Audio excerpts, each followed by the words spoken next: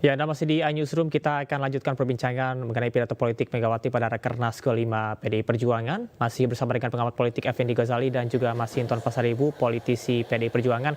Saya akan ke Bang Masinton. Bang Masinton, dari salah satu poin yang disampaikan oleh Megawati adalah provokator kebenaran dan juga keadilan. Apakah artinya Bu Mega menganggap bahwasanya ada sesuatu yang salah dari pemerintahan yang telah berjalan?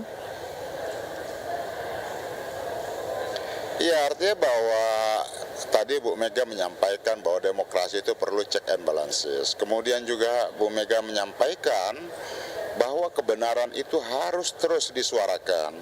Jangan sampai takut untuk menyuarakan kebenaran dan keadilan. Maka Ibu Megawati ya menyerukan, kalau yang lain-lain masih takut-takut, ya saya berani deh. Kira-kira gitu. Itu kan sebagai ajakan moral dan politik untuk terus-menerus seluruh elemen kader dan juga seluruh tokoh-tokoh bangsa ini agar mau berbicara tentang kebenaran. Nah, artinya apa? Bahwa kebenaran itu dia harus diperjuangkan, harus disuarakan terus. Maka tema dari tema besar ya dari PD Perjuangan selain api perjuangan nan tak kunjung padam, dengan mengambil moto tentang Satyam Eva Jayate, kebenaran akan menemukan jalannya, seperti itu. Artinya apa? Bahwa hal yang utama dalam proses demokrasi itu bukan sekedar pelaksanaannya, tapi aspek kebenaran hakiki dari sebuah proses perjalanan demokrasi dan perjalanan bangsa kita. Artinya apa? Kalau ini terus-menerus kebenaran ini kita suarakan, kita letakkan, kita kerjakan, maka kita akan bisa menatap bangsa ini ke depan berjalan menuju tujuannya, bisa mencerdaskan kehidupan bangsa, berorientasi pada kebenaran. Saya akan rakyat kecil ke dan lain sebagainya. Mas Effendi. Mas Effendi, bagaimana Anda selaku pakar komunikasi politik menilai pemilihan kata yang digunakan oleh Megawati provokator kebenaran? Karena kalau dari Kamus Besar Bahasa Indonesia, provokator adalah berkonotasi negatif begitu, memancing kemarahan. Jadi kan kondisi saat ini bukan kondisi yang normal ya. Setidaknya bagi, tadi disebut berkali-kali, bagi civil society, bagi akademisi, amicus curiae, dan lain-lain itu, dengan nyata-nyata disebut tadi oleh Ibu Ketua Umum PDI Perjuangan itu bahwa ada persoalan TSN, ketika menyinggung Mahkamah Konstitusi juga disebutkan pilihan katanya sukses mematikan etika moral dan hati nurani ya.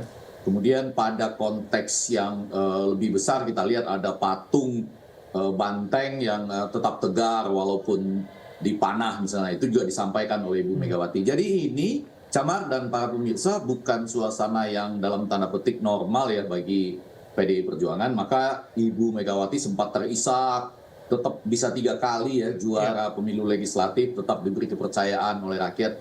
Yang mau saya katakan, pilihan kata yang muncul itu ketika dalam suasana tidak normal ini bisa jadi orang beranggapan itu provokator. Karena melihat toh lebih banyak orang akan datang kepada kelompok yang menang, apalagi dengan angka misalnya 58%. Sehingga menyuarakan seperti ini, ada yang sayup-sayup, ada yang mulai tidak menyuarakan lagi. Nah, kalau itu dalam tanda petik dianggap sebagai provokator, biarlah kurang lebih Bu Megawati mengatakan dia dianggap sebagai provokator kebenaran dan keadilan.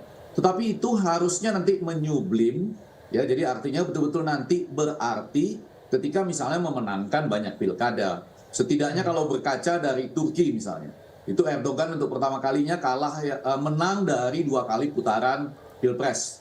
Tapi tidak terlalu lama kemudian begitu ada pilkada, mereka bisa memenangkan di provinsi-provinsi utama Turki misalnya. Hal seperti ini, jadi kata-kata provokator ini baru bisa kita baca dalam makna yang positif, yaitu bahwa kebenaran dan keadilan yang disampaikan tadi itu benar-benar bisa terbukti ketika bisa muncul secara signifikan pada pilkada serentak di bulan November 2024. Baik. Ya, Mas Effendi, tadi juga sempat disampaikan oleh Bu Megawati bahwasanya meskipun PDIP kalah pilpres, namun masih tetap menjuarai ataupun juga memenangkan pemilihan legislatif sampai 3 kali. Apakah ini sinyal bahwasanya menunjukkan kekuatan PDIP yang masih ada? Sebetulnya kadangkala acara Rakernas seperti ini ya, Bung Masinton yang ada di sana dan para pemirsa yang juga menonton televisi, kan digunakan juga untuk menghibur diri sendiri, Camar. Kan iya loh, kadang-kadang kan sambil kita mengenang ada hal-hal di mana kalah ya kita menghibur diri sendiri dan menghibur teman-teman seperjalanan. Tadi secara khusus juga Ibu Megawati menghibur P3 loh. Ya, yang tidak sampai ke parlemen kurang lebih, walaupun mungkin masih terus berjuang. Jadi artinya ini digunakan untuk menghibur diri sendiri, menguatkan barisan, kemudian konsolidasi lah untuk langkah selanjutnya yang sedang kita akan tunggu hasilnya apa di pilkada nanti. Baik, Bang Masinton, ini konsep menghibur diri sendiri yang tadi sudah disampaikan oleh Mas Effendi, terakhir seperti apa tanggapan Anda? Ya, mohon maaf tadi sangat disayangkan saya nggak bisa mendengar apa yang disampaikan oleh abang anda saya. Baik, Bang Effendi tadi menyampaikan, baik Bang Masinton, Bang Effendi tadi menyampaikan bahwasanya Bu Mega menyampaikan bahwasanya PDIP meskipun kalah di Pilpres namun tetap memenangkan pemilihan legislatif sampai 3 kali. Itu untuk menghibur diri, dan konsentrasi Rakernas tentunya untuk menghibur diri sendiri. Tanggapan Anda seperti apa?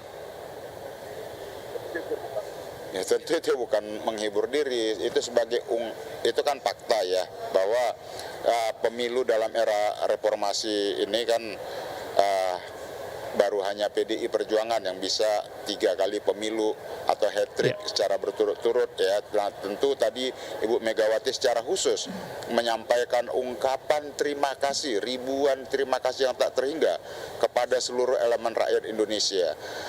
Yang terus memberikan dukungan dan harapan politiknya kepada PDI Perjuangan. Nah, tentu ya, sebagai partai politik yang diberikan mandat dan amanah oleh rakyat, maka PDI Perjuangan membangun dan merawat kepercayaan itu untuk terus menjaga dan merawat keindonesiaan kita melalui jalan perjuangan politik, kebudayaan, dan kerakyatan seperti itu. Nah, maka disitulah kemudian Ibu Megawati secara kelembagaan partai melakukan Bang Masinton, terima kasih banyak. Dari konsolidasi kami sudah bisa mendapatkan kesimpulan apa yang Anda sampaikan.